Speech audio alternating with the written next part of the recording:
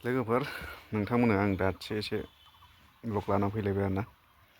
दा आदै रगा बिथां आदै रगा बिबि गार्लसनि बिफा जायखिनि आदै नङा होमबा।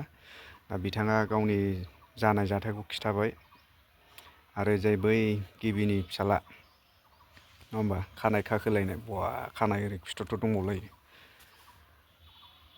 बेखौ दा मालिकआ बै गावनि मालिक अनारा बुजायबाय रायबायबो बुजायबायबो निमाहा बि होननानै निमाहाबो बिहोबाय आरोना। दा मा बुंदों गावनि खुगानिफ्रायनो मिथिनो लानानै फैदो। फंनैसो खोथा बुंगोन मा फंनैसोल' 100 बारखौनो बुंगोन आं। जाय मानसिया आंखौ बुदों बे जाहैबाय आंनि हिन्जाव गदायनि फिसा। बिनि नामानो जाहैबाय हरि।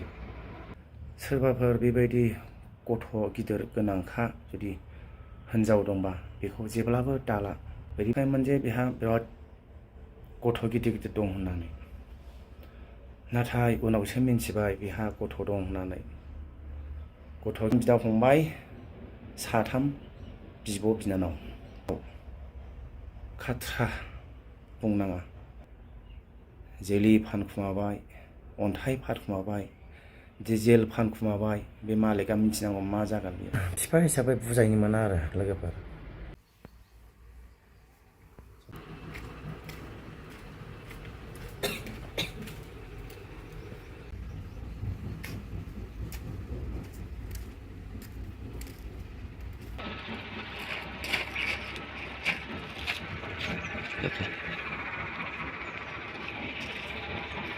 ಇದೇ ಲಾಸ್ಟು, ಮತ್ತೆ ಯಾವುದು ದೊಡ್ಡವ್ರಿಗೆ ನೀನು ಒಳ್ಳೆ ಹುಡುಗ ಆಗಬೇಕು, ಈ ಥರದೆಲ್ಲ ಆಗಬಾರ್ದು. ಏನಕ್ಕೆ ಓದೋಯ್ತು ಏನೋ ಒಂದು 10 ಲೀಟರ್ 15 ಲೀಟರ್ ಎಲ್ಲ ಗದ್ದಿ ಮಾಡ್ಕೊಂಡು ಇರ್ತೀರ ಅಂತ ನಾಚಿಕೆ ಆಗಲ್ಲ ನಿಮಗೆ? ಯಾಕೆ ದುಡ್ಡು ಕೊಡ್ತಿಲ್ವಾ? ಮತ್ತೆ ಏನಕ್ಕೆ ಅದೆಲ್ಲ ಅಂಥ ಕೆಲಸ ಎಲ್ಲ ಮಾಡಬೇಕು? ಡೀಸೆಲ್ ಏನಾಯ್ತು ಅದ್ರಲ್ಲಿ ಇದ್ದಿದ್ದು? ಡೀಸೆಲ್ ಈ ಗಾಡೀಲಿ ಎಷ್ಟು ತೆಗ್ದಿದ್ಯಾ?